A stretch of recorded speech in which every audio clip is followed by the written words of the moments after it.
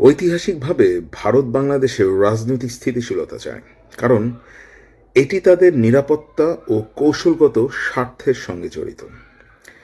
শেখ হাসিনার সরকার ভারতপন্থী ছিল নিঃসন্দেহে, ফলে তার পতনের পর ভারতের কূটনৈতিক অবস্থান কিছুটা হলেও চাপে পড়েছে।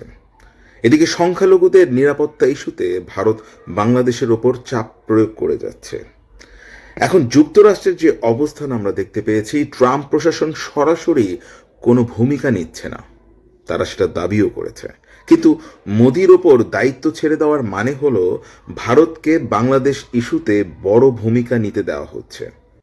বাংলাদেশ এখন একটি অনিশ্চিত সময় পার করছে। ভারত বাংলাদেশ পরিস্থিতিতে গভীরভাবে নজর রাখছে এবং যুক্তরাষ্ট্র সরাসরি হস্তক্ষেপ করতে চাইছে না।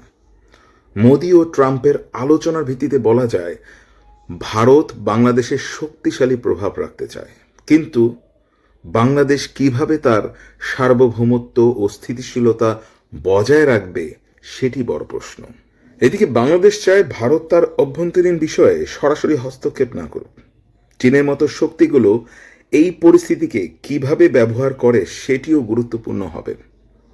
ভারত বাংলাদেশের সবচেয়ে গুরুত্বপূর্ণ প্রতিবেশী এবং কৌশলগত অংশীদার, তবে ভারত যেন বাংলাদেশের অভ্যন্তরীণ বিষয়ে অযথা হস্তক্ষেপ না করে সে বিষয়ে সজাগ থাকা খুবই জরুরি।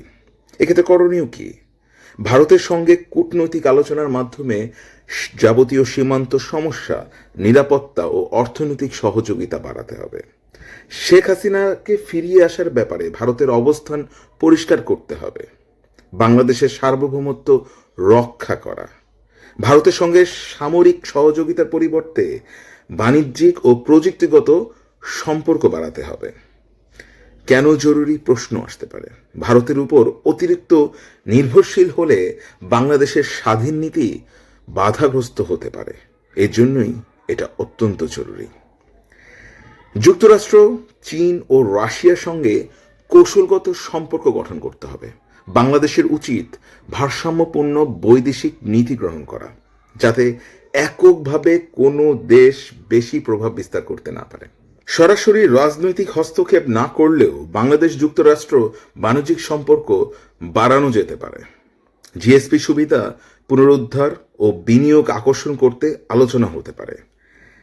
চীন বাংলাদেশের বৃহত্তম উন্নয়ন সহযোগী, তার সাথে অবকাঠামো ও প্রযুক্তি খাতে বিনিয়োগ বাড়ানো যেতে পারে। বেল্ট অ্যান্ড রোড ইনিশিয়েটিভের, যেটাকে BRI বলে, সুযোগটা কাজে লাগাতে হবে। এবার আসি রাশিয়ার বিষয় নিয়ে। সামরিক ও জ্বালানি খাতে রাশিয়ার সাথে নতুন চুক্তি করা যেতে পারে।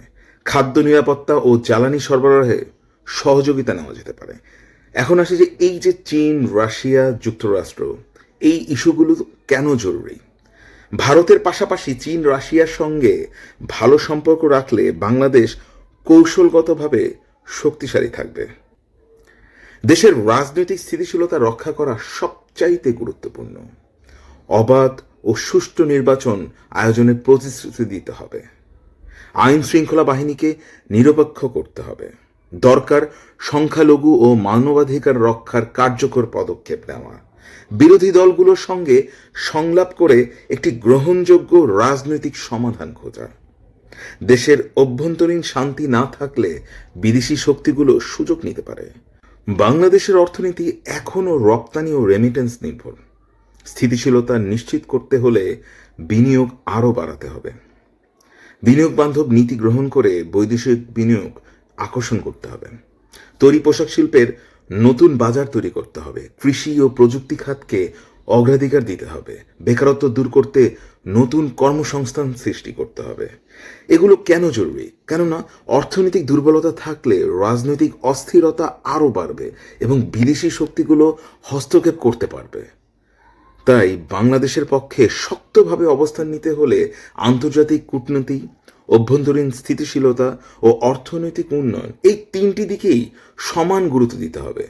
ভারত ও যুক্তরাষ্ট্রের সঙ্গে ভারসাম্য বজায় রেখে চীন ও রাশিয়ার সঙ্গে সম্পর্ক জোরদার করা এবং একই সঙ্গে গণতান্ত্রিক প্রক্রিয়া নিশ্চিত করাই বাংলাদেশের জন্য সবচেয়ে কার্যকর কৌশল হতে পারে।